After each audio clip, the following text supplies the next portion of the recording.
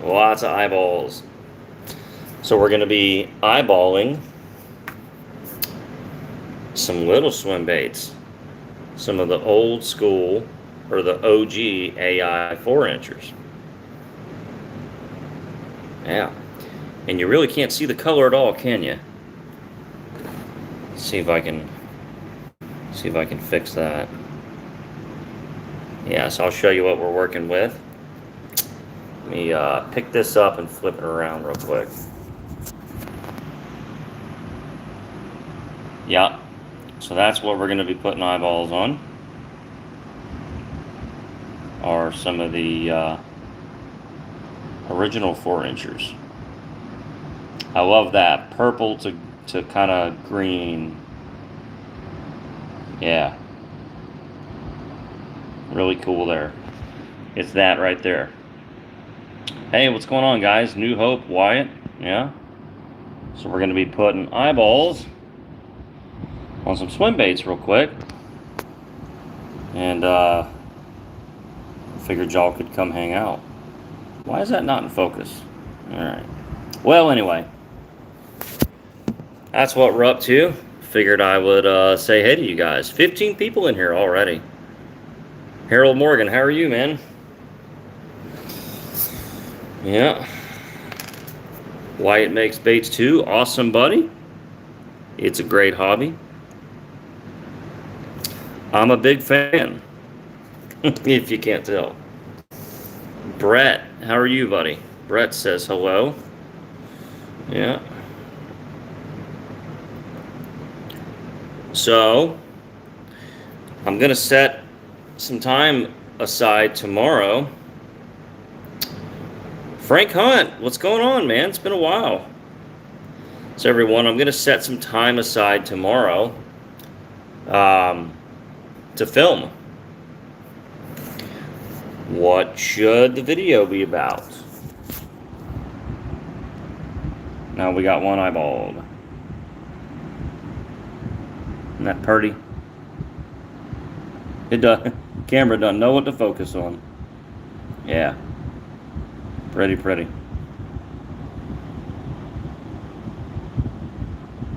Yeah, there it is. That's right, Frank. You did win some giveaways, right? Or some whatchamacallits. Clownfish. Whew. Y'all don't like to make it easy on me.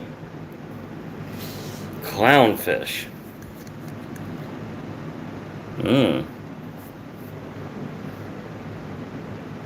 I was thinking about showing some skin pouring techniques in the cutthroat shad because a lot of people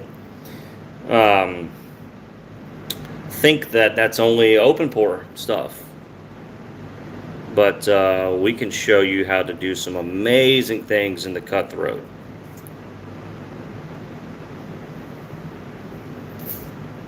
Yep, the clear is the key to letting your powders and your colors breathe. Yep. Yep. I've not poured this mold in a while.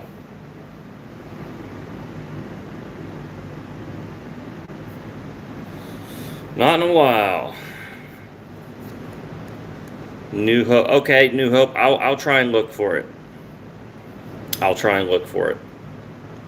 I must have not seen the notification. I get tagged in a lot of stuff on other platforms. I don't get tagged on YouTube a whole lot, so I'll try and find it.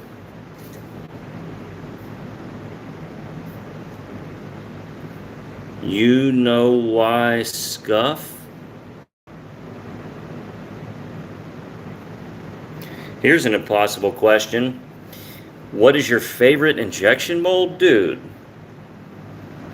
I could never answer that.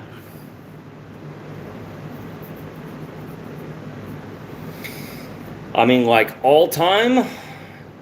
If we're talking all time, probably my custom frog. If we're talking right now, probably the Vexus creature. Yeah, the Vexus creature is amazing. Yeah.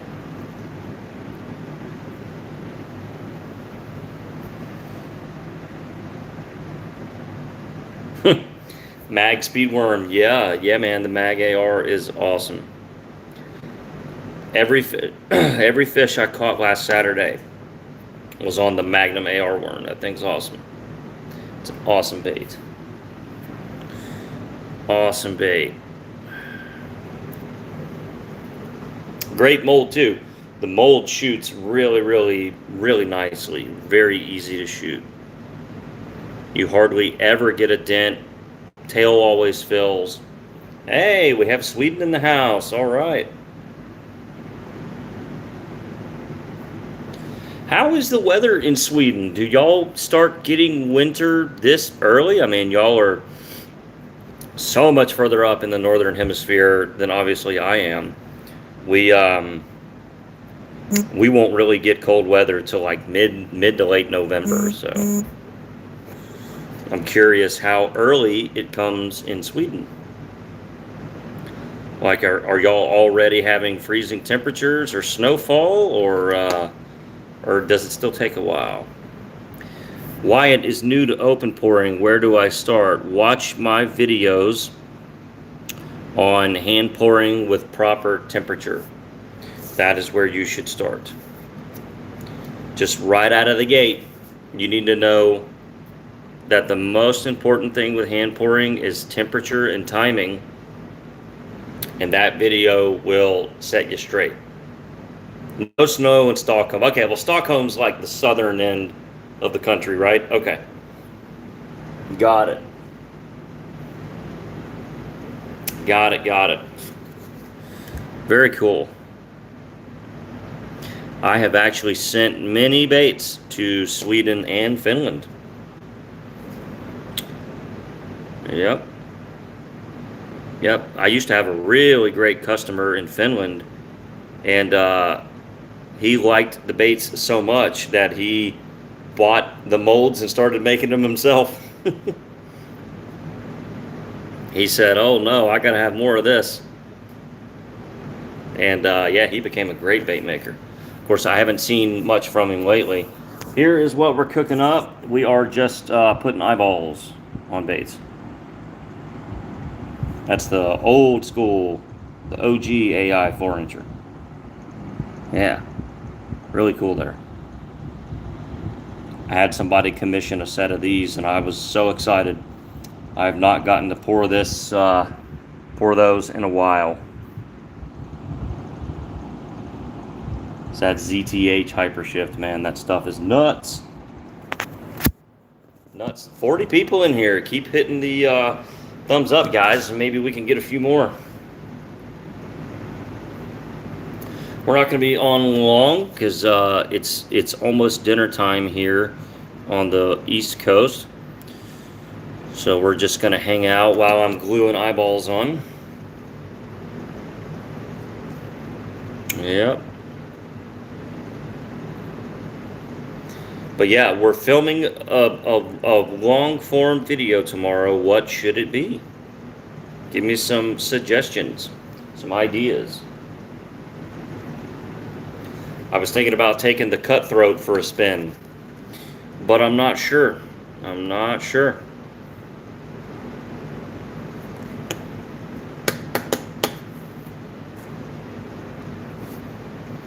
Yeah. Does anybody have any good plans for the weekend? Anyone doing any fishing? That's what I'm really asking about.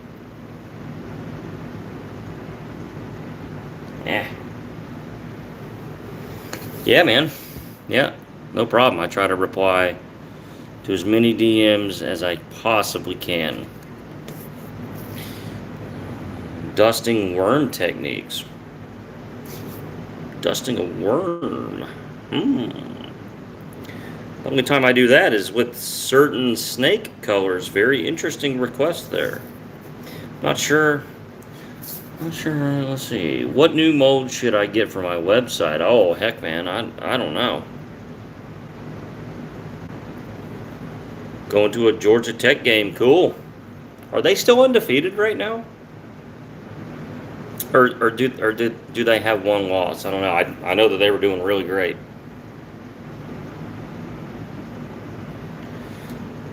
Smallmouth swim bait. Yeah, that Vexus is awesome. What a fun mold to shoot.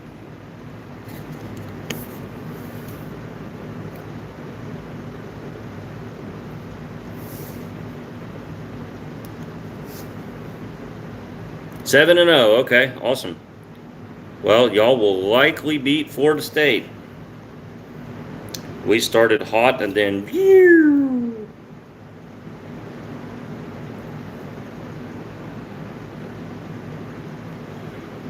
Oh man.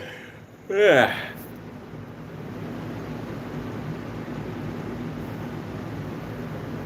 Messing with the Vexus mold. Yeah, man. That mold's awesome. Anything you can run in it, it just works. It always shoots, it always fills, it doesn't dent, and every color looks good in it. You could just make throw up color and it would look good in the Vexus. Vomit brown and it would look good. Becoming a grandfather. Oh yeah, you're in for it. That'll be awesome. Hey, hello from Greece. Everybody, we have somebody from Greece in our chat. Amazing. Hello from Florida. Thanks for watching. I would love to visit Greece. That's incredible. So because I'm a Google Maps freak, what town are you in or from or what region of Greece so that I can Google Map your area? I love it. I'm in North Florida in the Panhandle in a town called Tallahassee. It probably is not as pretty as where you are in Greece, but I would love to check it out. Yeah, man, I would love to visit some of the islands. I know they've gotten really touristy. I would love to visit Mykonos I think it's Mykonos. But I would want to avoid all the crowded parts, like, yeah, as much as I would love to go to the, to the well-known part with the windmills and all that, I'm just not sure I want to go there with a million other people.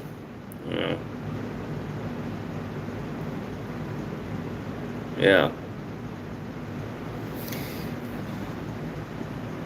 Not Mykonos.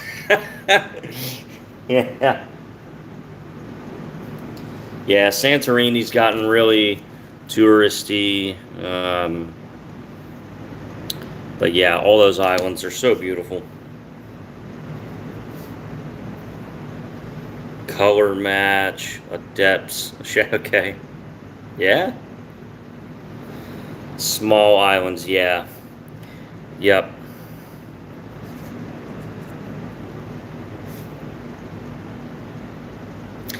Oh, great question. What's my PB on one of my own baits?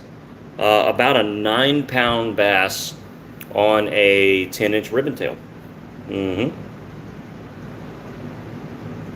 So right now, here in Tallahassee, Florida, the local Greek Orthodox Church is having their annual Greek Food Festival. My wife went there for lunch, so she got I think it was like a pork kebab, some spanakopita, a couple of Greek desserts that are, and all the stuff is prepared by the members of the church. And obviously they have gyros and stuff like that. But yeah, we're gluing on eyes. So yeah, we love the Greek Food Festival. No, we're not Orthodox. We're Baptists. However, the local Greek Orthodox Church, they hold this giant Greek food festival. So if you were just to go on Google right now from Greece and type in Tallahassee, Florida Greek Food Festival, you would see what I'm talking about. It's hosted by the local Greek Orthodox Church. And it's a beautiful church. It's maybe the prettiest building inside in Tallahassee. It's absolutely gorgeous. Absolutely gorgeous. Devin Cloud's in here. What's up, buddy? And Michael from Bait Chuckin'. I saw him just a moment ago. Okay, so they have a Greek food festival in New Hampshire. I'm sure it's pretty popular. And it seems to only be an October thing, much like, places having an Oktoberfest or something. So, JBL, what's up, man?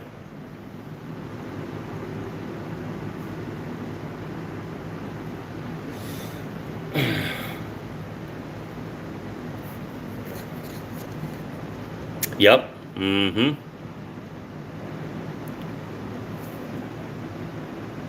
Yep. The Orthodox Church is on the rise here in the States, from what I can tell. And I think that's a very good thing. Where could I pick up some of your baits? Wyatt asked. DM me. DM me over on Facebook or Instagram, and we can talk baits. And for those of you who just popped in, here's what we're up to. We are eyeballing some of the OG 4-inchers. Look at that. Sorry, Michael, that's not one of your powders. That's ZTH. But I'm sure I'll use some more hollow shifts soon. Actually, these worms up here are full of hollow shifts. Look at that. Yeah. Full of it.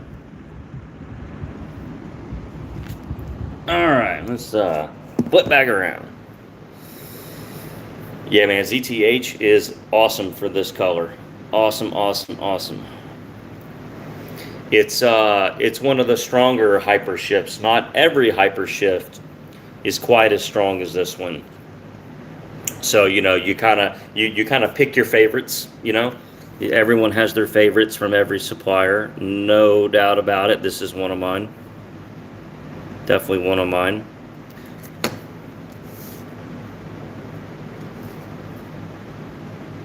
Thank you for sharing your knowledge. It's the reason I started making soft plastics all the way from Oregon. Great, man. Awesome. What's your favorite open pore swim bait mold to pour? Man, y'all are asking some tough questions. Hey, good night from Greece. Enjoy your evening. Thank you so much for popping in. I've not made a warmouth pattern to my knowledge.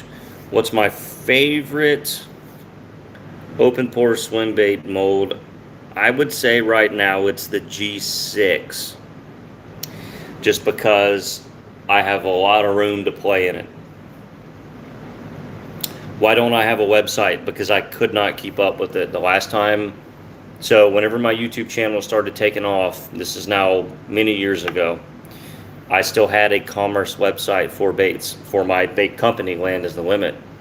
And when I kind of started getting some traction, I literally had to shut the website off. I was getting so many orders, I was way in over my head. So I don't open myself up to getting too overextended, so that I can still enjoy this, right? If I was trying to do the full-time bait company, no way. No way. So that's why I do not operate a website. Can I talk to Angling AI to make some dice mold? No. Nope, I'll quit. I'll quit before I make dice. I will not do it. Oh, baits are getting dumber, people. Never done soft plastics before, only lead. Curious how long from injecting a mold to opening it. Maybe just like a minute or two. Yeah, it's real quick. Not as fast as lead. Lead, even when your molds are hot, lead sets up like that. Plastic needs a couple of minutes, but not long. Unless you're open pouring, in which case you're preheating the molds, and in which case they can take over an hour. But no, injection's fast. Yes, yeah. Michael used to be one of my best customers until he said, "You know what? I can do it better," and then he, started making baits, and then YouTube. Yeah. Yeah, man. The 7-inch pinpoint is cool. I don't know about a bigger tracer. I don't know how big he wants to go, but there was somebody ask for a 14-inch pinpoint. I don't know what they're fishing for, but it ain't the fish around me. That's for sure. 14 inches, guys. Whew. So happy you said it and not me about dice. Yeah, I'm not a fan. Not a fan. I have no doubt that they will catch fish because anything weird that you dangle in a bass's face can catch fish, but not for me. Not for me.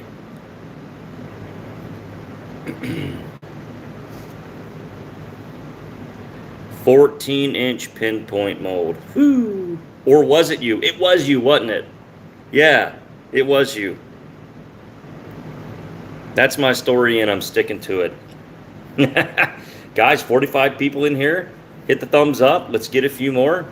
I got 2 more baits left. So we'll hang out for a little bit longer.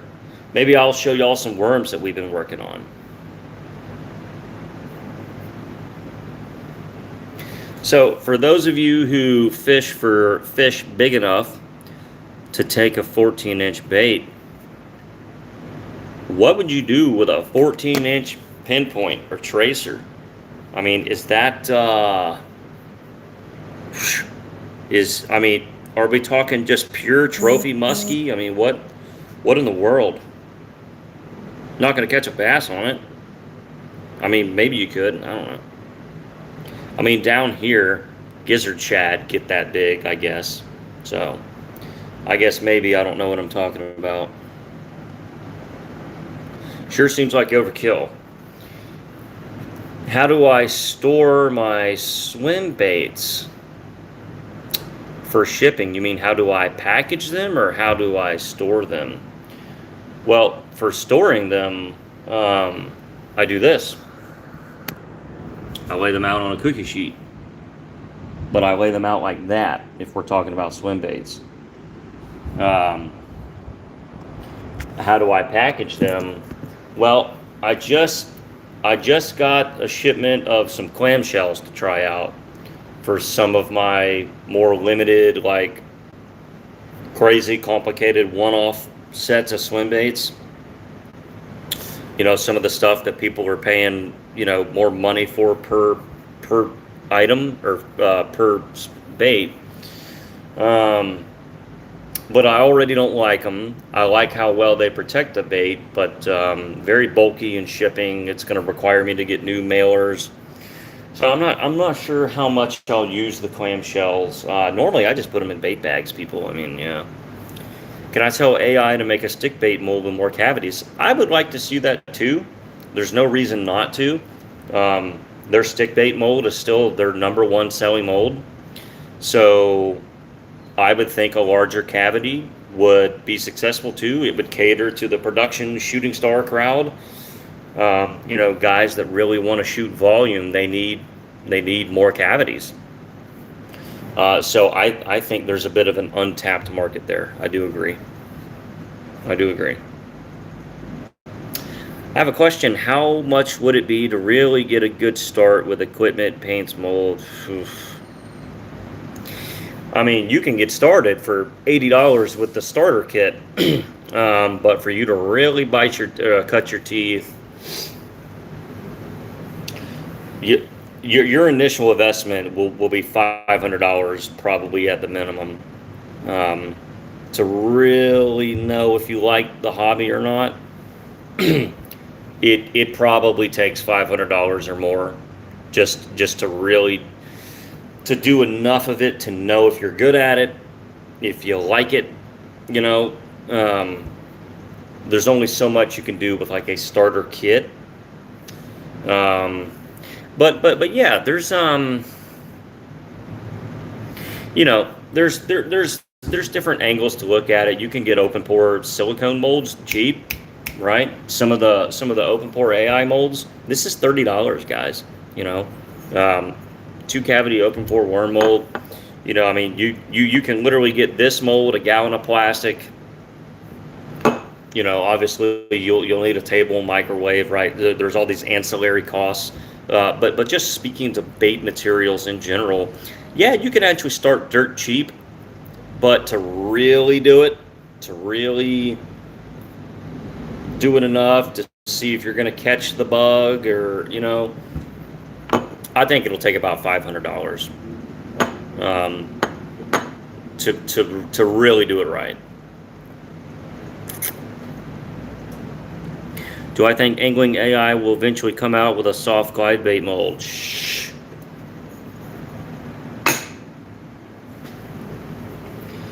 We don't need nobody else thinking about that. I'm thinking a grub body with a brush hog style. Yeah, I like it. Let's see. How would I cure the riprap? Definitely hang it by the sprue if you can. Hang it by the sprue. That seems to be the best way. You know, because some baits can't be laid on their back like these swim baits. Some baits can't be laid on their side, right? Because, you know, they're asymmetrical. So yeah.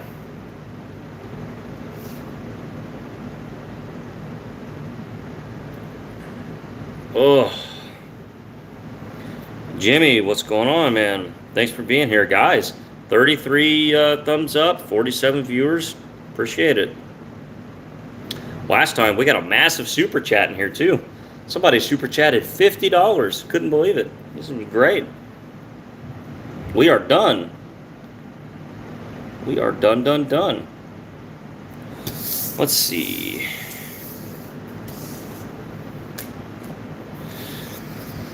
How can you pack them to keep the tail straight? Well, unless you use molded clamshells, you can't. You can't, and you really shouldn't worry about it. I even did a whole dedicated video on that.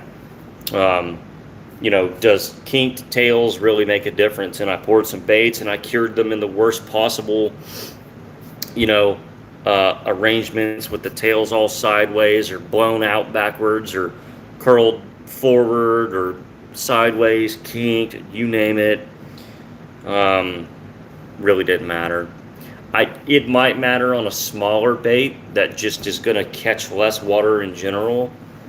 I've sold a lot of swim baits, guys, and I've always just basically stuffed them in a bag.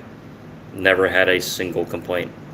I've never had a customer ask me to package them differently on reorder or anything like that. Usually what I tell people is I tell my swim bait customers, look, when you get the baits, take them out of the bags and store them like this. I will literally send them a picture of this and say, take them out of the bags, find a dedicated tackle box or a cookie sheet or just somewhere for long-term storage, store them like this. And most people do. They really take that advice to heart. So, yeah, there it is.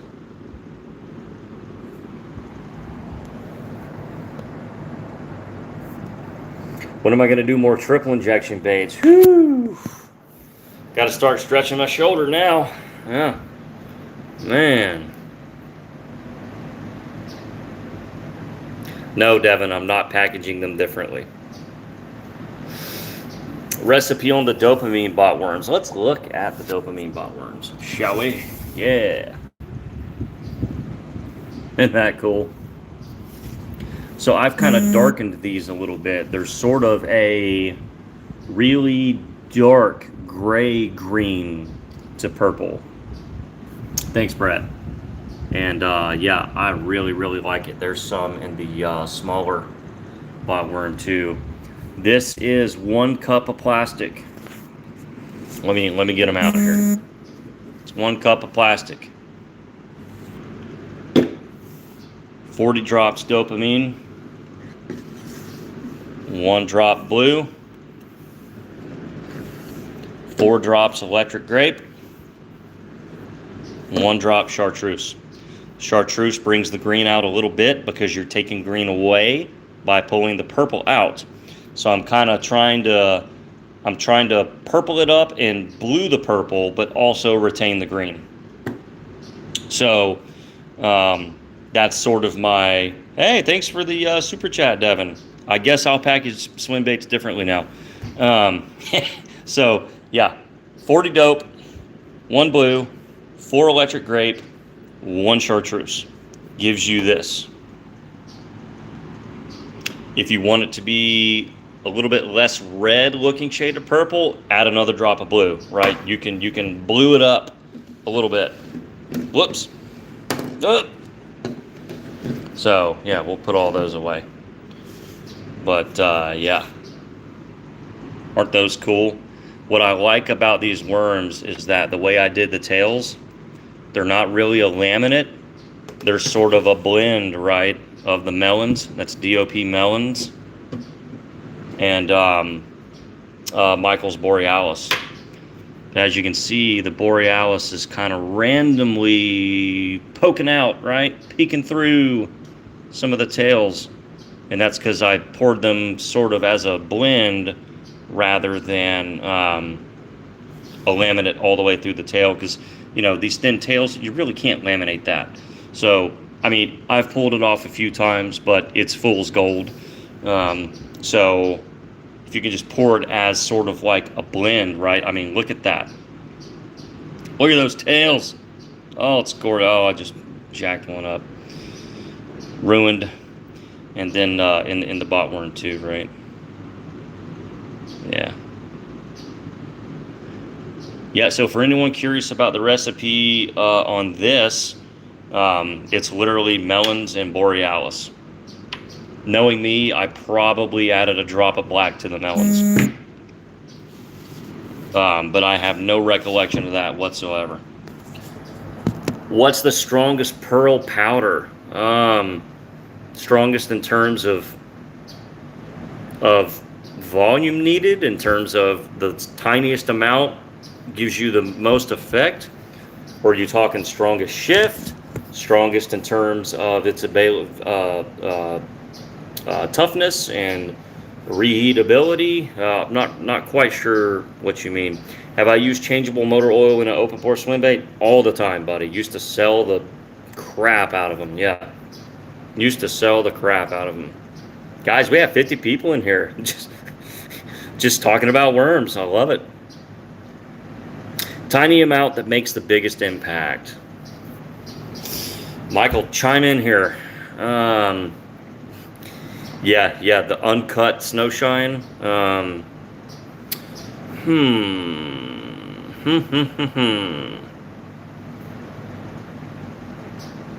I would say your regular micas like have the biggest impact from the smallest amount.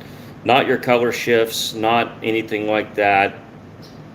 Like me personally, just my plain Jane powders seem to be the ones that I can oversaturate the quickest. Maybe that's kind of an answer. I'm not sure. Do you know why when I place my lures in resealable bags? Oh. Yep, your oil dries up. Yep. That's because they're being absorbed by the resin in your plastisol. Yep.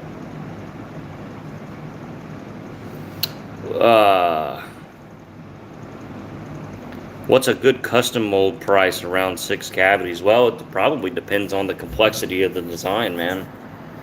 That's a hard question to answer. But yeah, I love me some dopamine. Oh. Yep.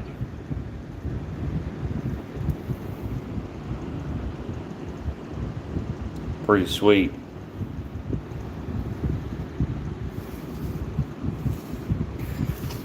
Yep. Yeah, can't. It won't focus. No. Oh well. Oh well, people. Yep. So yeah, those are about the only goodies I have on the table. I've got this amazing bluegill glide from Shank. Yeah. Do I know let's see, do I know a way to fix that issue? Are you talking about just you add worm oil to your packaged baits and it eventually dries up? I mean, the only way to ensure that it's not going to dry up is to use too much worm oil, but then you can run into problems with your baits tearing up. They can actually inflate. I don't recommend it, man. Like, nor do I think your baits need to look oily. I don't think that's necessarily necessary. So, all right, yeah, I'm getting hooking myself here. Yeah, man, the dopamine is sweet. So yeah, there was this afternoon's. Uh, again, this afternoon's labor. Yeah, dopamine is cool, man. I like how easily modified it is. I have been able to make like 8 different variations of it, and they're all awesome. Not every morph is like that. Not every morph is like that, people. You go to screwing with them, and you upset that balance of the opposing colors, and you lose the morph effect. Or in the case of some, so a lot of people like to alter the MF motor oil, right? Especially if you have the current, so if you have the current version, the current revised version of motor oil, it's a lot more green and less red than the version that everyone seems to really love. So a lot of people add a little bit of red dye in there. You go to adding too much red dye, that red dye will bleed out, because that's what red dye does, and it will bleed out to the point to where the green disappears. Now you just have red worms. So you can mess with morphs, particularly the MF dye, anything dye, anyone selling dyes. You go to messing with the morphs, you can really mess them up bad. The dopamine so far seems to be really robust. Um, it's not as strong as a morph as, say, like the Lureworks Chameleon, in terms of just right out of the bottle. Do you see the 2 colors as strong? But it's much more modifiable, and it doesn't break it, I guess. Chameleon, I've messed it up a few times, trying to change it too much, particularly to bring out more purple, and I kind of lose that brown. So these are hard colors to play with, but because you can upset the balance. Yeah, man. Yeah, Michael, get some dopamine. 10 drops of jelly apple red. Oof. Well, I know that my Lureworks Cherry Red will bleed out too much if I use too much of it. It will ruin motor oil. It ruins it. Completely ruins it. It turns it into basically transmission fluid. It's just a dark brown. So the red bleeds out and destroys the morph. It's the weirdest thing. Basically same with your Lureworks stuff too. Your Lureworks morphs, if you add the wrong thing, you're going to screw it up really easy. So. Yeah.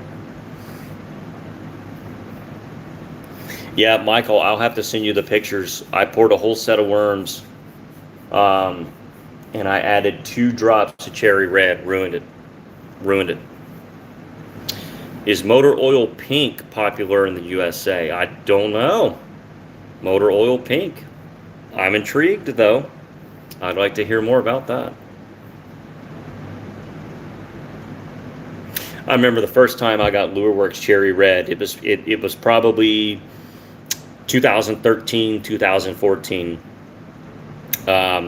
way back in the day, and I had no idea about color bleed or anything like that. This was way before everyone's time now, right?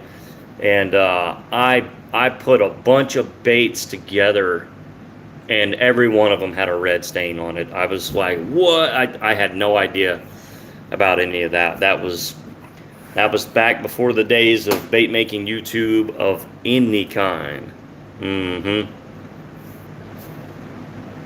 Yeah, try dropping Neo Orange. Yeah, the safe way is to alter a morph with colors that don't bleed. Just don't add bleeding colors to an already bleeding color. Yeah. That's probably the safest thing. Barlow's dyes. Yep. Yep. Everyone seems to like those honey colors, and MF has been selling those for 30 years. It's crazy how things can come around, Crazy. Sometimes fish love brown. Yeah. Anytime you just get a hodgepodge or remelt together, it always comes out brown. Doesn't matter. Doesn't matter what colors are in there, you're getting brown every time.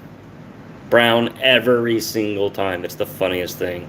I used to do a lot of remelt videos, and they were some of my most watched videos. I guess I need to do it again. And yeah, I got brown every time. And not a good brown, people. This was like vomit brown. Yep, spiking kiwis. Yep. First time I got kiwis, I played with it a little bit, and now I like to use it kind of as is. I don't mod it as much. I really need to use, and I'll tell you guys, the #1 slept on, dead on color is Smash Berry.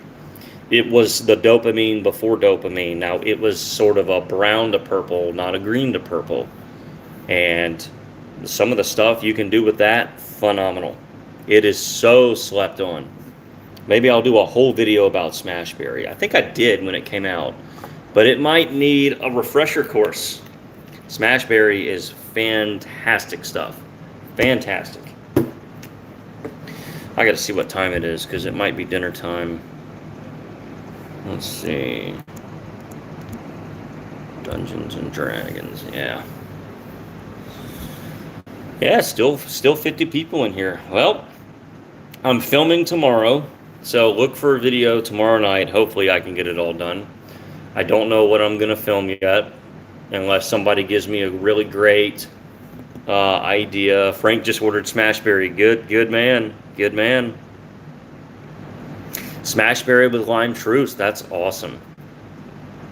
So, I did a really cool shad color in the hand pourer where I matched a shad that had been thrown up, right? A regurgitated shad. And the top color was Smashberry. It worked perfect. Worked perfect. And I love being able to hand pour a morph that I know is not going to bleed and ruin the whole thing.